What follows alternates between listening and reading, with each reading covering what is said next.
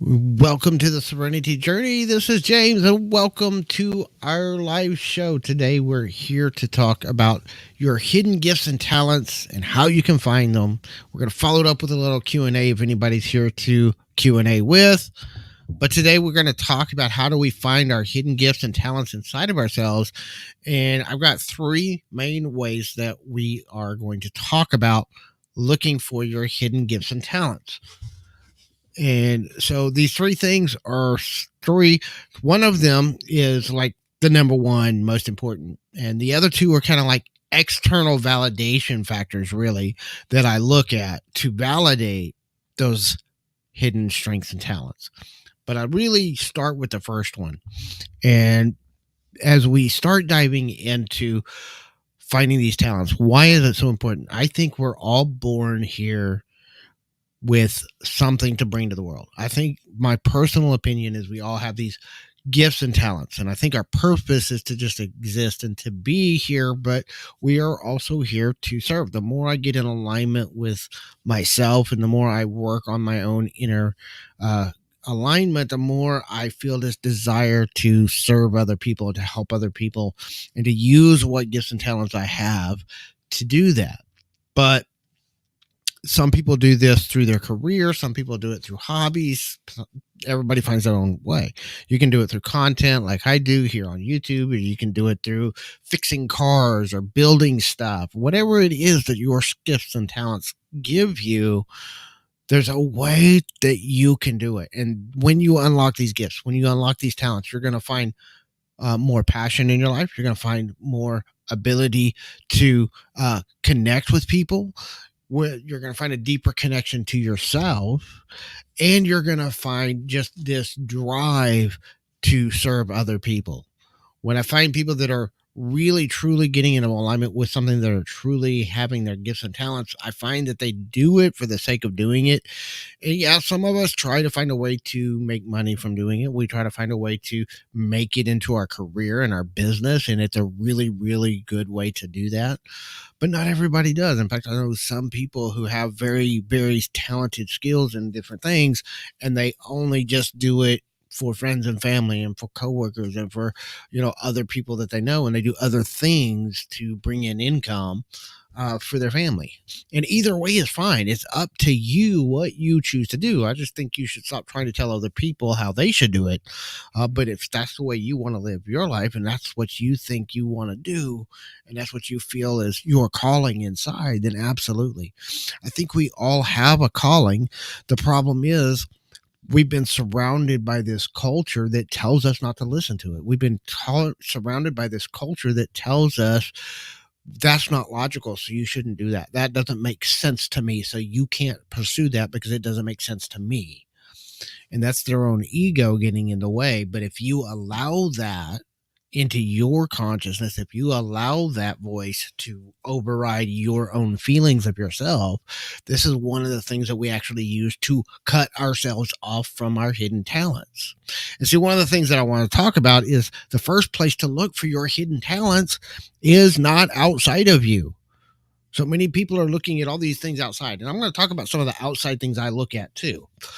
But the first place to look for your hidden gifts and talents is looking inside yourself.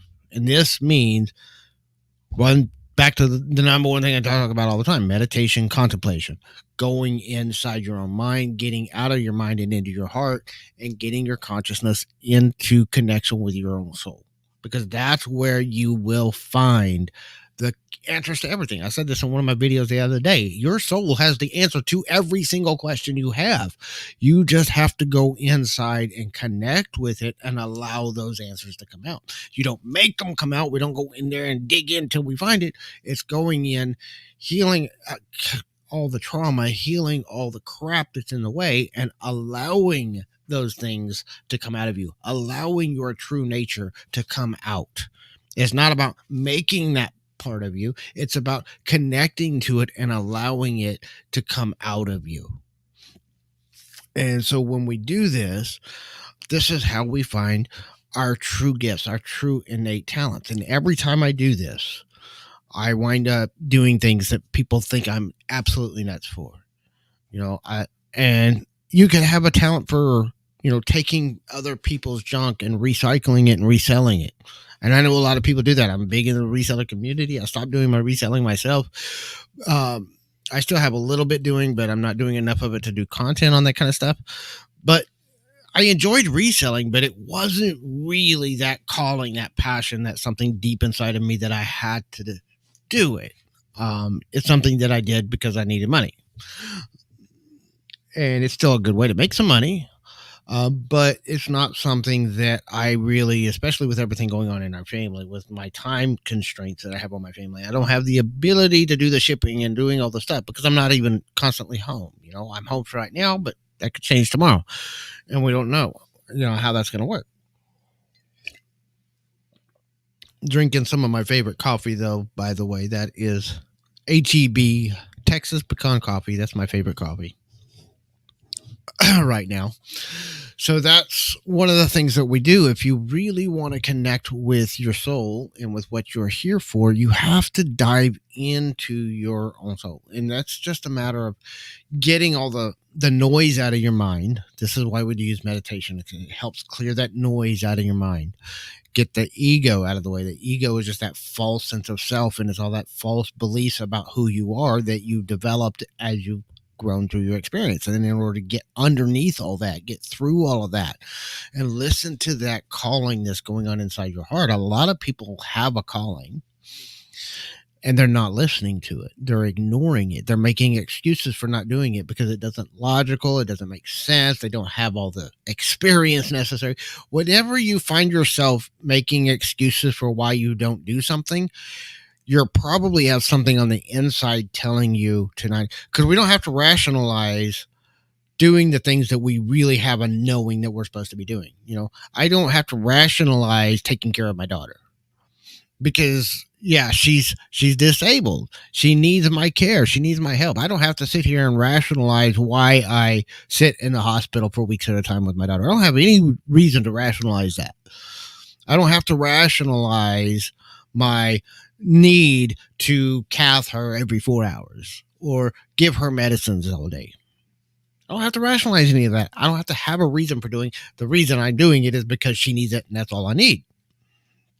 But when we start looking into our talents and our skills, we keep coming up with these rationalizations for not doing it. I want you to look at that word, and somebody pointed this out to me years ago, rationalize. It's rational, meaning logical or makes sense, lies. They're lies that you tell yourself to stop yourself from doing what you should be doing.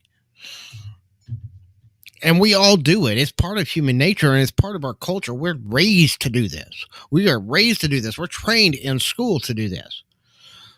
But we need to stop that. We need to stop that behavior. We need to stop that habitual pattern in our lives and stop rationalizing and just start doing it. When it comes to creating my content, I've had to stop rationalizing why I wasn't creating content for so long and just get out here and start doing some stuff, even though I'm not where I want to be, even though I'm not prepared. I've been rationalizing not putting myself out there, not sharing my services with other people, which I now have available, by the way. I've talked about this off and on for a while. I've had some coaching that I've been doing kind of behind the scenes with people one-on-one, and it's now publicly available. If anybody's interested, down below the video in the description, you'll find a link to the Work With Me page. It's also in the pinned comments if you're on the live stream. And that Work With Me page is for anybody that wants to work with me one-on-one or just different ways you can support us and support the channel. But doing this is allowing people the opportunity to work for me. With me, it's not about, I'm trying to get out here and do all this to get all these people to come see me, but it's more of I've had people ask for that opportunity, so I've got that opportunity available. So I was rationalizing, though, for a long time, not doing it. I've been rationalizing to myself for a long time, not putting that service out there because I didn't have the experience.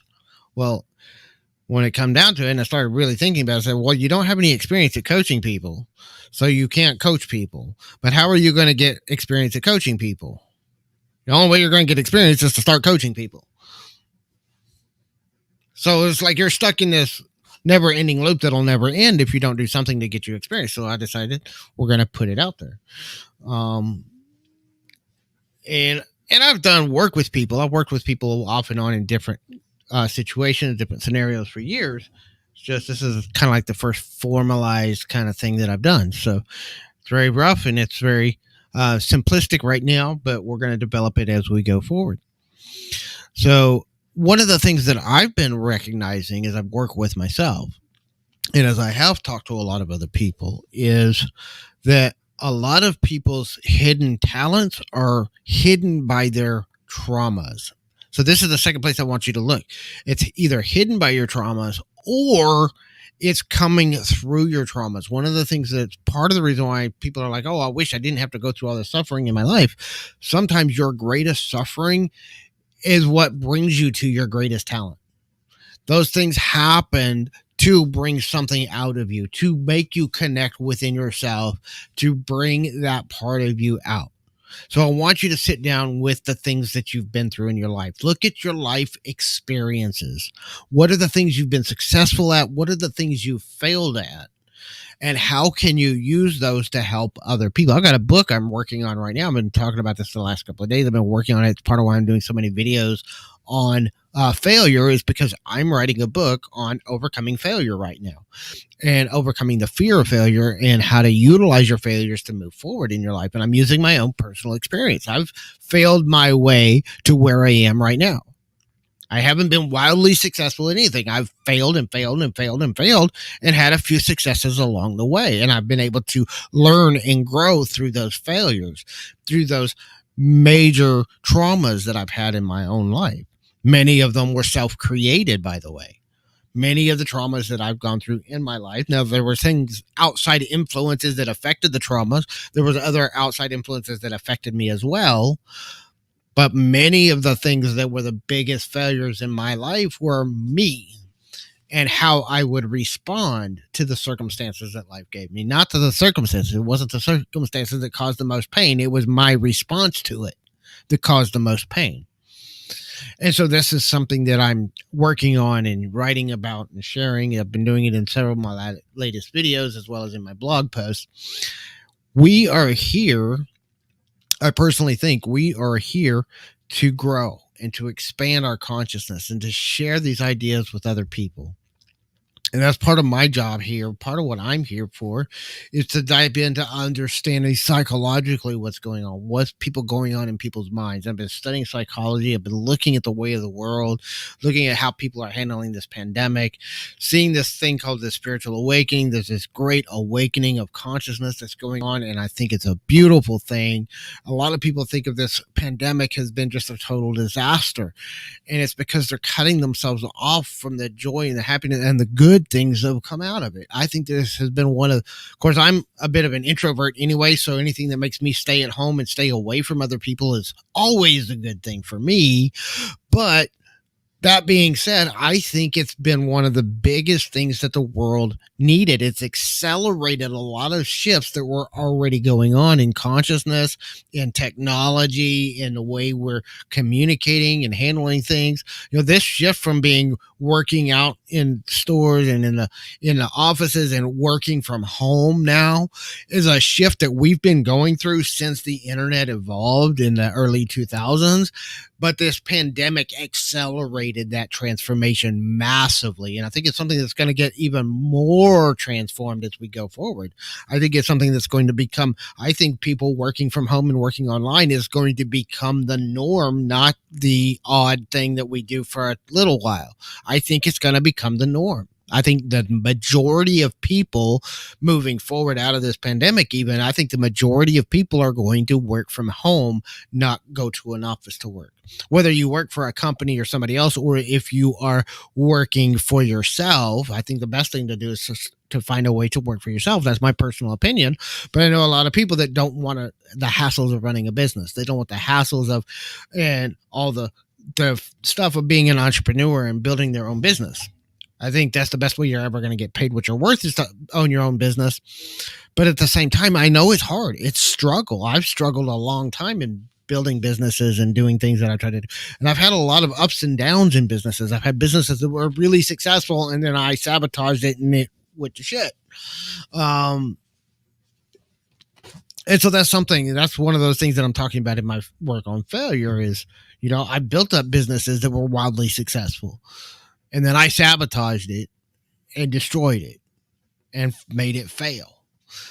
But it wasn't the business that was bad. It was my approach to it. It was the things that I did that got in the way, and things that I should have done that I didn't do, like outsourcing and paying other people to do things for me instead of me trying to do everything by myself, not letting go of control. So, but there's a ton of things that you can do in your life that can bring you forward, move you forward. I find that my traumas, my pain that I've been through, being abused as a child, being picked on as a kid, being picked on as a young adult, being told you're not good enough, you're not smart enough, you don't have enough experience, you don't have enough life experience, you don't have enough knowledge, you don't know all these reasons why everybody told me when I was younger I couldn't do these kind of things. Those kind of stuck with me, and they piled onto me and they piled onto me, and I believed in them so much that I made them a part of who I was. And so as I started trying to do this stuff, all this stuff started coming up. You can't do this. You're not old enough. You don't have enough experience. You still don't have enough life experience. You still don't have the education required. You don't have the credentials to do this. And we start telling ourselves all these things, and these things come from the major and minor traumas we've experienced in our lives, and they just took them on and took them on and took them on, and they became a part of us. And so we have to dig through all that stuff and get that stuff out of the way. But through that stuff, we can find that pathway that leads us into our gifts and talents. I had to get really, really broke and get desperate in 2008 to start writing. When I started building affiliate websites and started writing for the first time since I was in high school, by the way, in 2008, I graduated in 94. I didn't write anything from 94 until 2008 when I started my first website. And now I kind of see myself as a writer. I write all the time. I write a lot. Most of what I've written has never been published, but I'm writing and writing and writing just to get these ideas out of my head and get these things down on paper. And then I started recording videos. I started doing podcasts. I started doing all this content online through that. But I had to get really, really in a really low place financially before life forced me to go into that talent and to discover that talent and discover that ability to communicate these ideas with people and to communicate these things with people. And I'm still learning the skills of communication, because this is something I was talking about in some of my earlier videos this week, and I was talking about it on TikTok. Just because you have a natural talent to do something doesn't mean you don't have to develop the skills that go along with that talent. So I have a talent for communicating ideas with people, communicating these skills with people. And we're going to talk about some of how I know I have those skills and talents as well. But just because I have that talent doesn't mean that I'm naturally perfect at it. I'm not. Some of my videos suck. That's why I don't get a whole lot of people watching some of them. But I'm developing those skills every day. I'm learning new techniques. I'm learning about editing. I'm learning about how to present my content in a better way. I'm trying to find this balance between overly preparing my content and being overly structured and allowing this flow state. Been studying a lot from Kyle Cease lately, who teaches transformational work, and he does his content through this very flow state, just allowing it to come out kind of method. And I'm kind of been studying his method of how he creates his content lately. But I'm always studying how to create better, how to create better within myself, and how to get it out into the world better and in a better way so that more people are interested in it. More people want to see what we're talking about, what we're doing. And this is so important no matter what you do. And this is one of the examples I use all the time. Michael Jordan, he was immensely talented as a basketball player. I think probably one of the best, most talented basketball players in the world. And he practiced his skills every day. He didn't just show up at court and just win the game. He practiced and practiced and practiced for hours and hours and hours every single day. Not because he wanted to, not because it was easy, not because it was fun, because he had to practice the fundamentals every day. Because the only way he would get better and improve his skills was to get out there and practice. So this is the second one. Looking at your traumas, your trials, the things that you've gone through that have caused you the most struggle in your life, and look to those things and see what they have that you could use to help other people, to give back to other people, to give other people, to help other people avoid that pain or get through that pain if they're in the middle of it. That's one of the things that I'm trying to use. I'm trying to use some of the pain and the trauma I've been through in my own life and helping other people either figure out how to avoid it or to get through it if they're already in the middle of it, and heal from it and grow from it instead of allowing it to destroy them. I've got some really, really good people that I know, but their lives are being destroyed because they're holding on to pain and trauma that does not serve them. And it's not the trauma and the pain that's causing them to suffer. It's them choosing to hold on to it long after it served its purpose in their lives. The other thing that I've learned as a content creator and is doing all this stuff, and one of the things I've learned is somebody that likes to just help people. You can only help people that want to be helped. You can't change everybody. You're not going to change the world. You can only help the people that want to be helped. And once you learn that, that's why I like doing it this way, because this way, the people that find me, that find my content, are people that want my help, that want the kind of help that I can give them. Most of the people that don't find this, it's because they're not looking for the kind of stuff that I'm offering. That's why this online way of reaching people, I don't go around talking about this stuff with everybody in my friends and family, because most of them don't want the kind of help that I can give them. They don't want the kind of stuff that I can do for them. So I don't talk to them about it. It's not that I hide it from them. I'll tell anybody about it. But if they're not open to it, because I'm talking about things that are spiritual, I'm talking about things that are not religious, and a lot of them are very extremely religious. I'm in a very religiously centric area. My entire family is extremely religious. My entire in-laws are all extremely religious, and I'm like the only one that's not.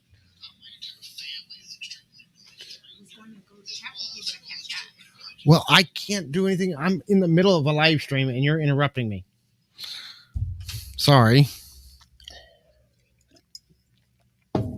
So one of the things that we have to go through is we have to realize that as we dive deeper into ourselves, we want to reach and find ways, and this is why I like online content, YouTube, and doing it this way, is because we can reach the people that want the help that we have to offer.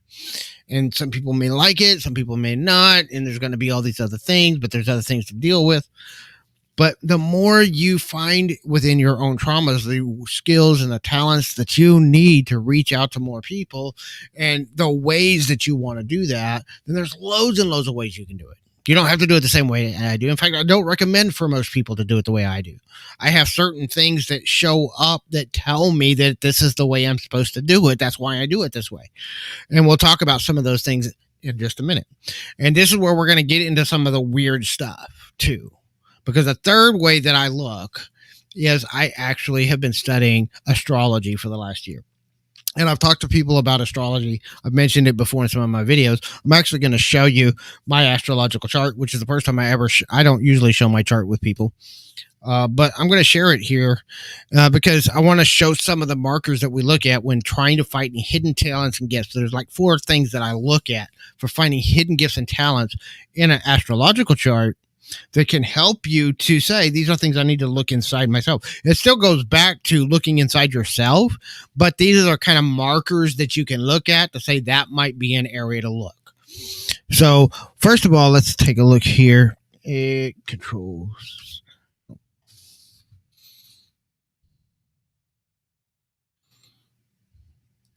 There we go. So this is my astrology chart, and we got several things that we want to look at, and I'm just going to kind of take it in here. For those of you that don't know anything about astrology, by the way, this chart comes from Meredith over at Soul Navigation YouTube channel. You ought to check her channel out if you're interested in astrology. But you have your houses, which if you see here, this little sections that are denoted by these lines are the houses. And then you have the astrological signs. And then you have the planets. And they're kind of like the 3 major layers. So you want to look at the second house, which is this one right here. And in the second house, I have 3 signs that affect my second house. So I have Sagittarius, I have Capricorn, and I have Aquarius. All three, because my cusps run between Sagittarius and Aquarius. This is what's called an intercepted house, which is kind of a very complicated thing to understand. I'm still trying to understand a lot of this myself. But so because that house contains three signs, then I have to look at all three of those signs to see what affects my second house. The second house is the house of your money. This is how you deal with money. And so Sagittarius, very free-loving. Capricorn is very structured, very secure, and very organized, which I'm one of the most disorganized. But look at here, it's intercepted, which means it's hidden. When it's intercepted, basically an interception means that part of your life is hard to manage. So if you have an interception, which is part of why I started with the second house, if you have an interception, that can show some of your hidden skills and talents, because that interception is things that are hard for you to bring out, things that are hard for you to do. But once you learn how to do that, then that gives you additional talents and skills, not only for yourself, but that you can help other people find as well. So that's where the second house, you have to look at whatever planets as well. I don't have any planets in my second house. Then we want to come around here. We want to look at our, when we look at the planets, we have to realize that each sign is ruled by a planet. Now, this Sagittarius is ruled by Jupiter, which is right here at 15 degrees in Aries, if you see my little pointer. And then Capricorn is ruled by Saturn, which is right here in Leo. Now, if you look, there's this little R there, and this one the Saturn has the little R there. R means retrograde. It's a little RX, really. You just can't see it very well here. But that means that it's a retrograde planet. What a retrograde means is that planet was in its process of moving away from the Earth. I have 5 retrograde planets. Well, retrogrades, so the planets, because that sign, so the planet Jupiter rolls over Sagittarius. The planet of Saturn rules over the sign of Capricorn. So these rule over, so their energies affect everything that goes on in my Saturn or in my second house, because those are the planets in my or the signs in my second house. So as we go through this, because they're retrograde are things that I have to go inside of myself in order to bring out. They're things that I have to do a lot of introspection, and I have to work inside myself. I have actually 5 retrogrades in my chart, and they all, 3 of the 5 actually affect my second house, because first one is Saturn and Jupiter, which they directly affect my second house. Third is Mars, because Mars rules my ascendant, which is in Scorpio. And my Mars is also in retrograde.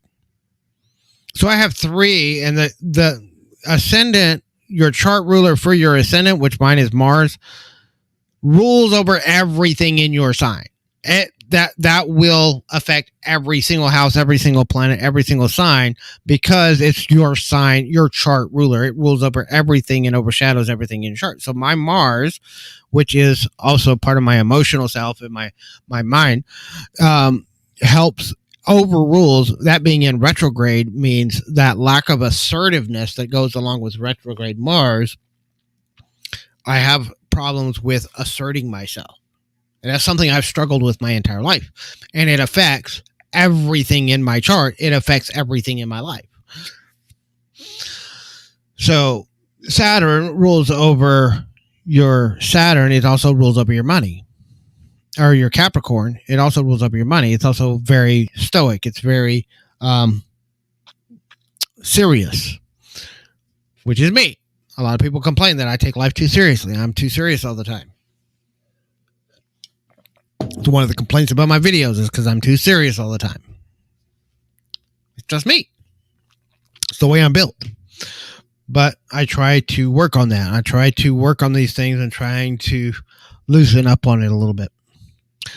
So then once we look at the second house, the other thing we want to look at is what's called the medium coli, which is if you go here to the top of the chart, you'll see the 10th house. And the cusp of the 10th house is called your medium coli, the MC. It's also called your midheaven because this is what was directly overhead at the time of your birth.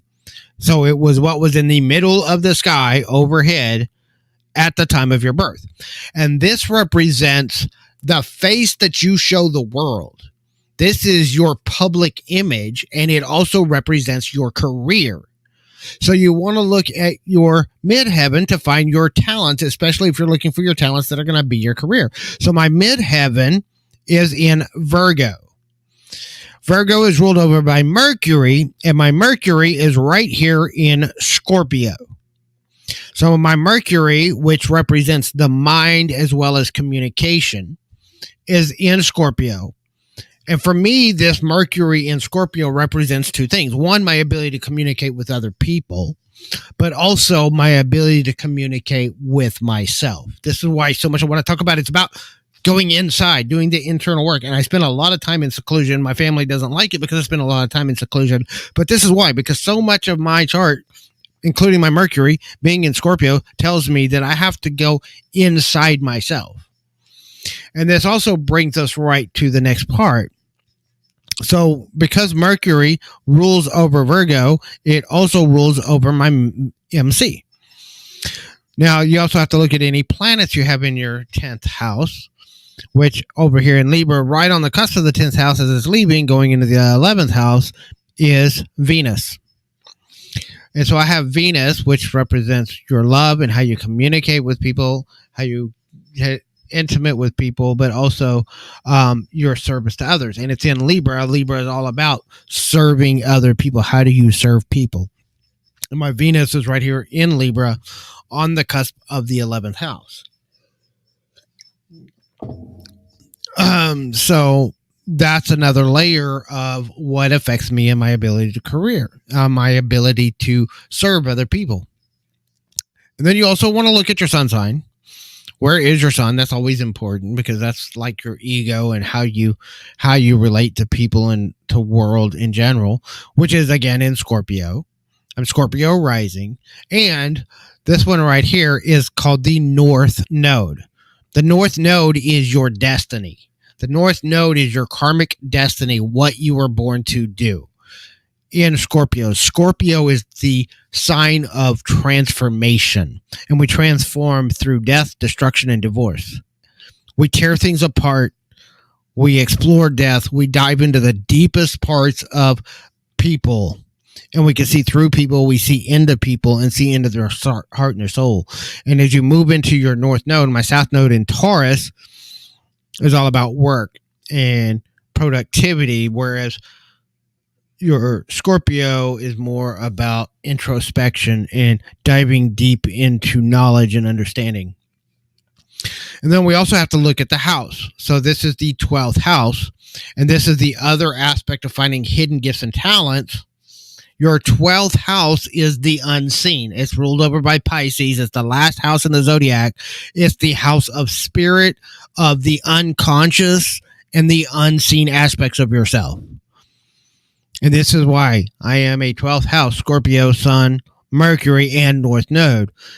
12th house Scorpio is all about diving deep into the unseen and the unknown. Diving into the taboo that other people don't want to see and look at.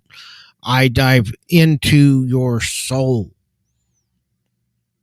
and help you to pull out the best parts of yourself. That's what I do. That's part of what I do here. And all that affects my 10th house. That affects my 10th house, which means that affects my career. And also some of that affects my second house because my rising is in Scorpio. And so whatever's going on in Scorpio affects all of my houses because that's my ascendant. And the ascendant really affects everything in your chart. The ascendant's what determines where your houses fall. The ascendant's based on your time of birth. If you don't know the time of your birth, you can't know what your ascendant is. So you have to have your exact date and your exact time of birth within a 15-minute window of being exact. because 15 minutes can actually make a major change. Like with mine, as closest to the cusp as it is, a 20-minute change in my ascendant would change my entire rising sign. I know, because I've calculated what would happen if they got my birth time wrong. It would change my entire chart by changing where my rising sign is, just by 15-minute difference. It changes a massive shifts in my chart. I know this is right because I've verified it. But this is one of the things that we're using astrology then to find those hidden aspects of yourself. But again, I don't look at astrology as this is a be-all, end-all. I look at astrology as understanding deeper aspects of myself and being able to point out when we see negative things in astrology, those are the things that are hidden that we need to work on. Those are the things that are hidden that we need to fix within ourselves, that we need to improve within ourselves. They're not like, oh, I have this negative thing in my chart, so that's just the way I am, and I can't overcome that. We should be working to overcome that. And then we can find, as we overcome those negative things in our chart, now we start unlocking hidden talents. We start unlocking those hidden secrets that will spur us forward, that will spur us into the positive. Because when we talk about the shadow self, the darkness, the unconscious parts of ourselves, it's not all, shadow is not all bad. It's not all, oh, these are the negative parts of myself. I always very specific when I say we talk about the shadow self. It's about the unconscious. It's not about good or bad, because a lot of your traumas are in that shadow part of yourself, in that hidden, unseen aspect, but so are your gifts and talents. Your gifts and talents are in that shadow self, and this is why doing the shadow work is so important, because you're never going to fully realize your own gifts and talents until you heal the open wounds from your past, until you start healing, and you'll never be done with that healing, by the way. You'll never be done. I know people that are in their 80s and 90s that have been doing this since they were teenagers, and they're still doing healing work. It's okay. You're never done healing. You're never done growing, but you can find a sense of peace. You can find peace with yourself and a deeper understanding, and get to a point where you can start bringing those things out and using them to serve other people. And this is the key. One of the things that a lot of people ask, how do I know if this is just an ego thing or if it's a true talent? One, a true talent will never be just about you. It will never be purely about your personal gain. A true talent is about service and receiving, but first service. It's about what you give. It's about what you have that you can give to help other people. It might be a talent for entertaining, and you can give people laughter and joy. You might have a gift for entertaining that makes people feel their deepest emotions. A lot of great actors that I know that are, dramatic actors, that their gift to the world is their ability to help people unlock deep emotions. And as they get on stage, as they do their shows, as they do whatever, they make people cry. They make people feel that deep emotion when they make their movies, when they make their stuff. And so that might be your gift. That might be your talent. It may not be. I don't know. I can't tell people what their talent is. I can teach you how to find it for yourself. That's what I do. I help people look inside themselves and find that deepest part of themselves. So I hope that this is helpful. I hope that this is going to help you to look deeper inside yourself and find your own gifts and your talents, and start diving into how can you bring those gifts and talents out and share them with the world. How can I make this my life? How can I make this my career? How can I make this something that I do to live and serve the world? If you can do that, if you can start using your gifts and your talents to serve other people and to help other people, you will find your own way to peace. This was one of the biggest things you can do to find peace with yourself, is to start sharing your gifts and talents with the world. one of the biggest things, reasons why I made a shift in my content, and I moved from doing content about storage units and other stuff. I gave up on dating and relationship advice. I gave up on make money online stuff. I gave up on all the other stuff, and I started focusing completely and totally on this. Was because it's really finding where I'm the most talented, helping people understand the deepest parts of their psychology, their emotions, their spirit, and connecting with themselves and bringing those hidden parts of themselves out. It's what I'm here to do. And the more I dive into this, the more I unlock these layers. And these are just some of the layers, by the way. This is just a brief overview of everything I can unlock through astrology. It's just kind of scratching the surface, really. But these are just some of the major aspects that I'm looking at myself in trying to find my own hidden talents, my own hidden skills, and my own hidden abilities that are keeping me from living the life that I'm really here to live. So I hope that these help you. If you want to work with me, again, check the description below. Work with me. Give us a thumbs up on the video and let YouTube know that you like this kind of content, and share it out with a friend. If you know somebody that's struggling to find their skills, that's struggling to find what they're here to do, point them to this video. We'll give them a hand. We'll help them out. We'll see you in the next video. You have a fantastic day.